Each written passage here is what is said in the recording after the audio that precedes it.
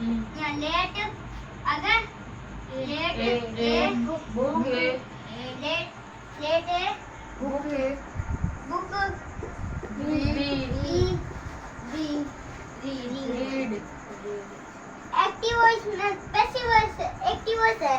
भी वहाँ पर पैसिव वॉइस लो बनाओ ना जानता है ऑब्जेक्ट है ना आगे चल जावे पीछे है ना डायरेक्ट अब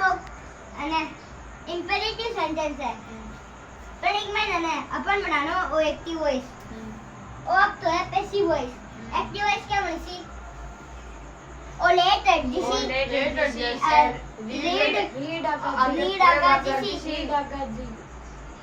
रीड ऑब्जेक्ट हेल्पिंग वाला वर्ब जिसे दोनों ऑब्जेक्ट आगे आगे अच्छा जल्दी आगे एक्टिव वॉइस में बताना